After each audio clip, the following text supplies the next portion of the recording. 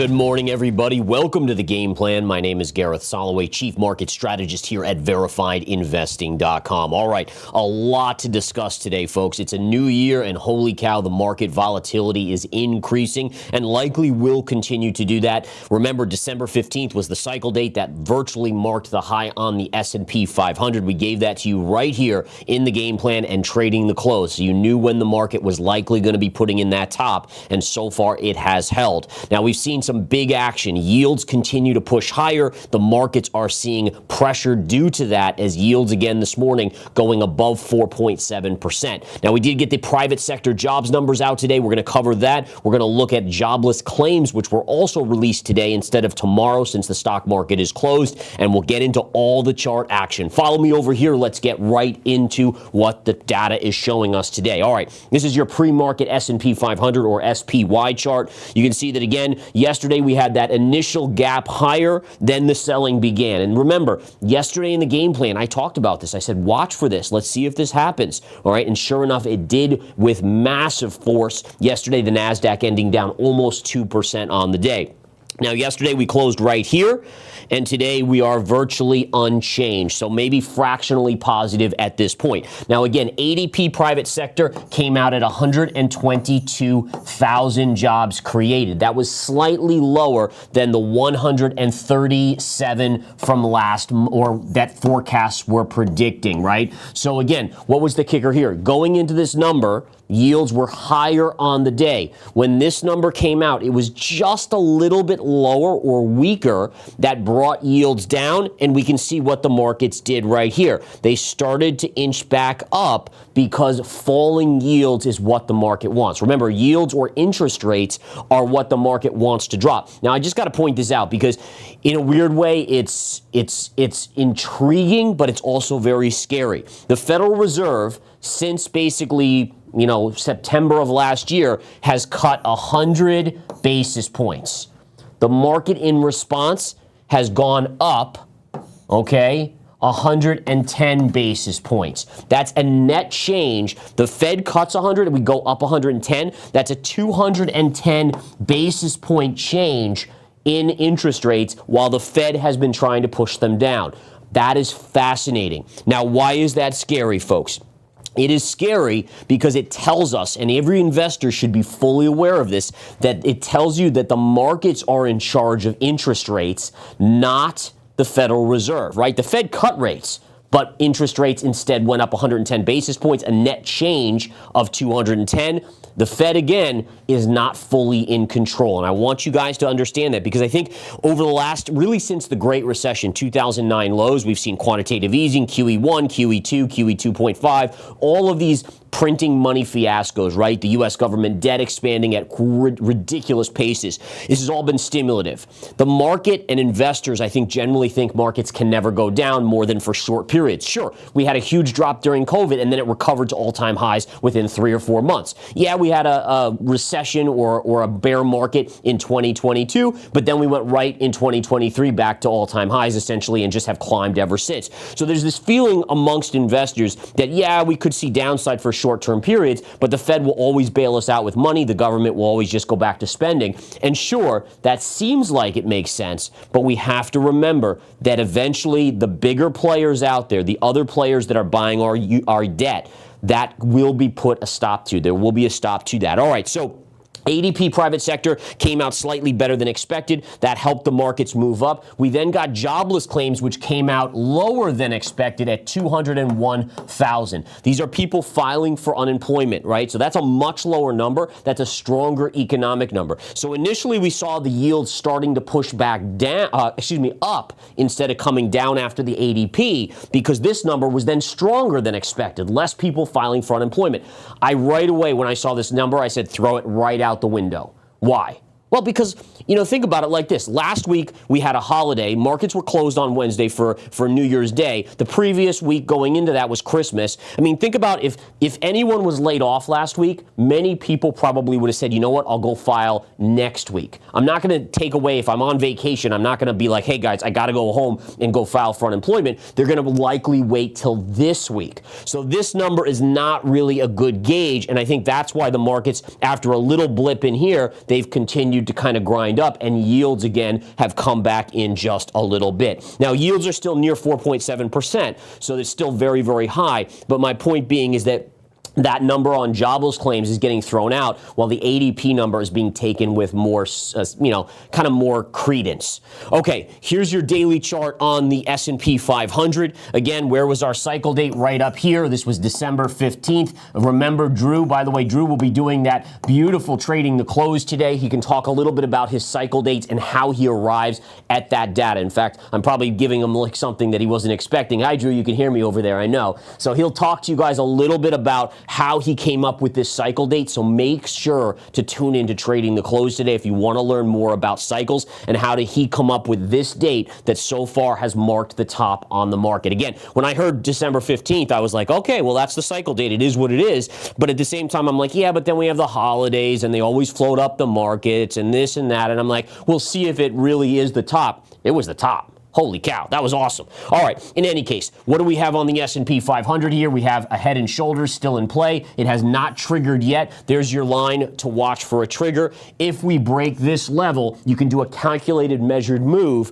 from the high right here, drop a plumb line down. You take that distance and you map that down right there. So I think this takes us to about, if I'm correct, about 5,600. That's only if it triggers. It doesn't have to trigger.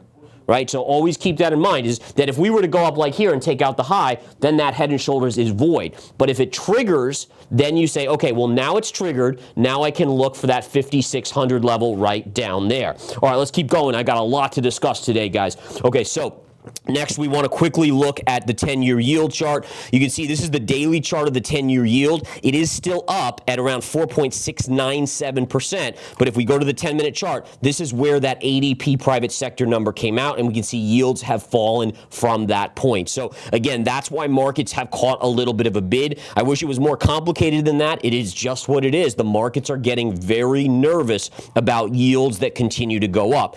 Now, if we look at this chart, I still have my max move on the 10-year yield. If we go back to the daily or the big board here, the big board is telling us based on this trend line here, right through here, and here. Here's your breakdown. Remember scene of the crime retrace, right? Where you break a key trend line and you come down. There's this weird magnetic effect where it wants to draw it back to that level. So you have double top, that'll be resistance. You have the scene of the crime, this trend line here. If we get to 5%, I'm going to short the heck out of 10-year yields. Like I said to you guys, I think in yesterday's Trading the Close, it would be done by essentially buying TLT or adding to TLT. I already own a little bit of TLT, but I want to aggressively pick it up. And I'm going to tell you why. The yields going up is putting more pressure on the economy. The economy now is at the late stages of a bull market. It's eventually going to have a recession, especially if there's any government spending cutbacks in the next administration. Very, very likely we'll see that recession. The second we see weak economic data, which could be as early as Friday with the jobs report, we'll have to see, yields will start to turn back down, and I have a longer-term projection of yields coming back to about 3.3%. Now listen, 3.3 doesn't bring us back to COVID lows, right? But those days are over, especially with the amount of debt and inflation that we're seeing. But this would still be a massive gain on the 10-year yield, or a drop on the 10-year yield, massive gain on TLT. But again, the question is, do we get to 5% first? That's what the charts are insinuating is very, very possible. All right, next up, let's go to some of these other charts here. Tesla, guys, again, beautiful little sell on Tesla yesterday. Looking here, we can see that initially it was down sharply this morning pre-market. It has now rebounded and is basically almost back to the flat line here within $1 or so. Now, a lot of people asking for Coinbase daily analysis. So sure, let's get into Coinbase here. We have Coinbase, again, with Bitcoin. We'll go over that. Look at this trend line right here. It's a beauty. If Coinbase dumps today in terms of day trading in the Apex Live day trading room, by the way, I think we went 7 for 7 yesterday on day trades in there with me and my crew. Awesome job by them. Right here would be our support today at around 245 to 245.50. That would be a day tradable level. I am not swinging that level. In terms of a swing trade level, where would I maybe start nibbling on Coinbase? There's a gap fill here, right here. Right? So let's even zoom in and I'll show you. This is what I love to see, right? So jumping back to the big board here, So what we have here, guys, is here's your line here. This is your day tradable level, right? So you can see it hit here and bounced. I think you might hit that again. If that hits today, I'll day trade it. If it hits tomorrow, maybe I'll day trade it as well. You get a small bounce, and then I think you break lower. The gap fill here, right? Notice how this is an upsloping trend line. So if we were to pull this chart this way and extend these lines out, they would probably meet somewhere over here, where if price comes down, you get into that area. I would say right around that 185-ish area, maybe 186. That'll be a very key level. Notice how I'm arriving at my swing trade levels. They're not just arbitrary. They have specific technicals, and there's two lines converging. If you want success rate north of 70%, you have to have at least two factors. That's part of the PPT methodology I teach in the Winning Trader series. You have this line down here, right through here, all these lows, the gap fill, these again will converge right out here. If price comes down into that level, that should be a fantastic level for a short-term swing trade setup. All right, next up, let's take a look here at Nvidia, which just got crushed yesterday, guys. And again, I talked about this level. We talked about this in members, the memberships and everything like that, as well as in a lot of the free content here, the shows and so forth. But you can see how that level was right here, high pivot, pierced it here. You have your double top, and yesterday we ran into it. Now, again, the kicker here on this chart is very simple. This is a multi-factor. Remember, we just talked about how on Coinbase we were looking for two lines that crossed or met. Well, guess what? What did we get yesterday right there? Two lines, double top, upsloping trend line, boom, X marks the spot. Look at the sell-off. Now, on a technical analysis basis, you get a candle of this magnitude, the wide range red candle, that is a top until proven otherwise. Doesn't mean it can't be proven otherwise. It just, as a trader, you don't have the luxury to say, well, maybe it'll break it, maybe it won't. No, it is what it is until proven otherwise. And right now, that is an absolute top right there. Beautiful level, wide range engulfing reversal candle. Notice how the previous update got engulfed. It opened above, it closed below. That is a fully engulfing candle. That is about as bearish a signal as you can get. Now, it doesn't mean that Nvidia is not going to bounce today. There's still plenty of buy the dippers out there. Those of you watching, you might be a little bit wiser than the retail general public. That's fine. That's great. But again, retail is going to say, wow, look at this discount, I'll buy. It's going to create most likely maybe a bear flag. Bear flags are slightly more buyers than sellers. It's consolidation. It'll eventually lead to a move down. Where's your next support? 135. That would be your next target level, maybe a day trade in the Apex Live day trading room. All right, next up, Palantir, guys. Let's look at Palantir real quick. Palantir again. Look at this beautiful parallel. Again, right here, there's that line, there's that top of the parallel. Look at the drop that it's seen. Last I checked, it was down earlier, although it has come off of its lows in the pre-market. Same thing with the market rallying to the upside. Where is going to be your big buy level on Palantir? Well, probably your low end of the parallel right here. Parallel has worked every time it's hit. You would assume it would work again, plus it would be very, very oversold if it comes into that level. It's right around $56 or so. If it gets down there, I will be looking to pick it up as a quick swing trade. Now let's talk Rigetti, guys. All right, wow, I'm getting out of breath here. All right, so Rigetti. I've been on here. I've been on Trading the Close. I have said, guys, when the music stops, get the heck out, all right? You don't want to be the last one. I was warning people up in this 19, 20, 21 range to basically, this is not normal. Okay, the stock is slated to make the company is slated to make 15 million in revenue. I think I even said yesterday, man, I wish I could get a revenue to market cap valuation for verified investing at this magnitude, because holy cow, we'd be a multi-billion-dollar company. I mean, it was just incredible stuff. The point being is that when you have 15 million in forward revenue and you're at a 6 billion market cap, that's like a 400 times multiple to revenue, not even earnings. They make no money.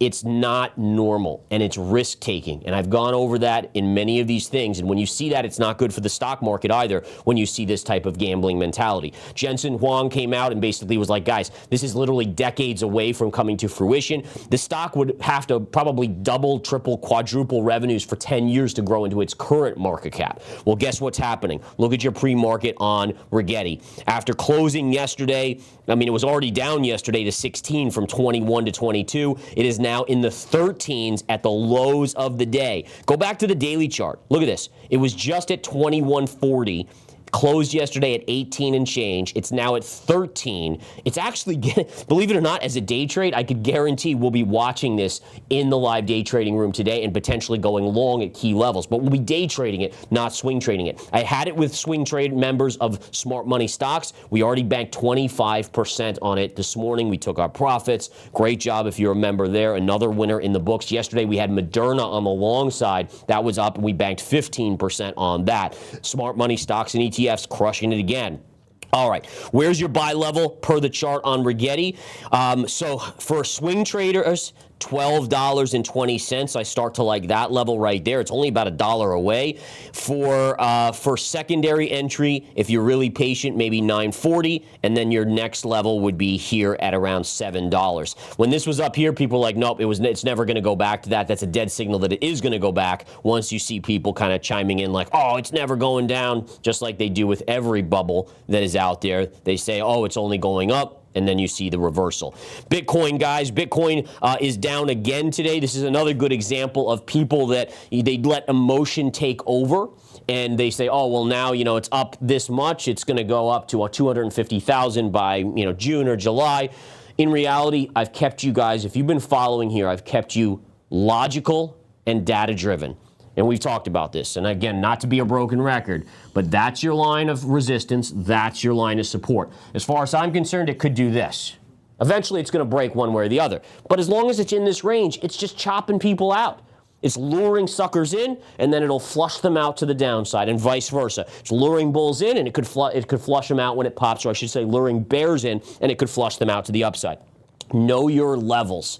If you know your levels, all of a sudden you stop thinking with your emotion and you start thinking with probability. And that's the game changer for investors. And again, I love the comments about how so many of you guys have improved your trading from watching and learning from these game plans and trading the closes. That's really our goal here. All right, folks, again, I love seeing that. It drives me to be even better on a daily basis on these game plans to really help you guys hone your skills and essentially compete and beat the institutions. Because it's, again, remember, generally the markets are a zero-sum game, right? If there's a seller, and there's got to be a buyer.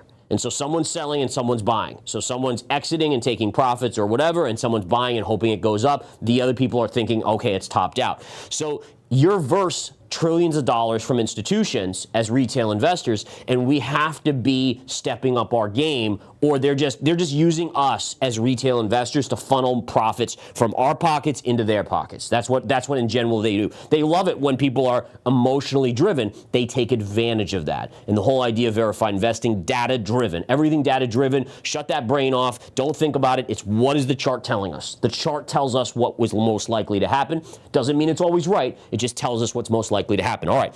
So Bitcoin, we have support at 92 right here. We have resistance right around 104 to 105. Those are your levels to watch. Again, notice how yesterday the stock market dropped sharply. What did Bitcoin do? It went down. The previous days the stock market was up. Bitcoin went up. My point being is that it is still a risk asset as much as many of us would want it to be. That digital gold, it is not quite there yet. I think in 5 or 10 years it probably is. It just has to mature into that asset. All right, next up, let's take a look here at gold. We'll quickly go through gold, and then I got to get to my trading room, and feel free, guys, to jump in there. We have day passes, we have week passes, we have monthly, 250 options and 400 options, just depending on what you get. But on gold here, we are up today again. It's still holding the wedge pattern.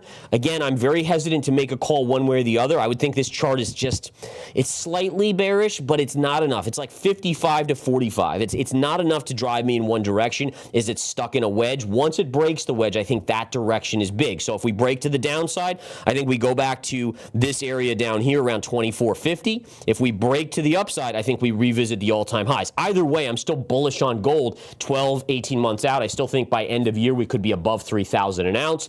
But in the shorter term, things are really a little trickier with this wedge pattern at this point in time. Now, silver to me, not as tricky here. Silver is more of a bearish pattern here, even though it's creeping up. Again, you have a bigger move, high, low, lower lows here. So it could go as high as this level, but really I wouldn't go bullish unless it can break and confirm above this, let's say 30.75 level, right in that vicinity. Oil today, taking a look at oil.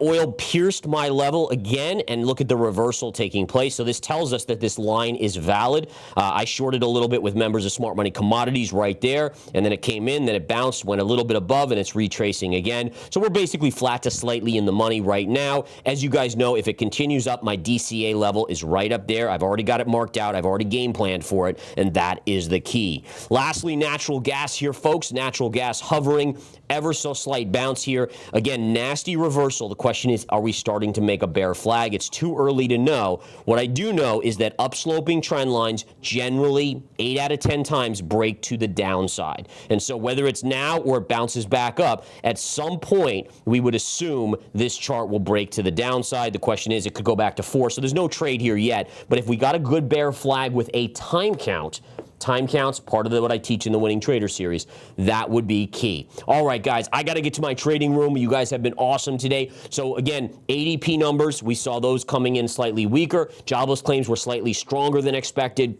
But again, remember, jobless claims, people filing for unemployment, you have to kind of discount that a little because of last week versus ADP was last month. So it's the whole month, a little bit more. Tomorrow, stock market's closed. Crypto, I believe commodities are open. But again, stock market is closed. And then Friday, the non-farm payrolls report and earnings. Delta reports Friday morning. Walgreens reports Friday morning. And there's a couple others. Next week, the fun really starts. I'm going to be able to give you guys day trading levels on earnings as they start coming out as we enter earnings season. So there's a lot coming up. I love January. Holidays are over. It's time to focus on making money in the new year, and I'm going to do it with you guys right here at Verified Investing. You guys take care. I'll talk to you soon.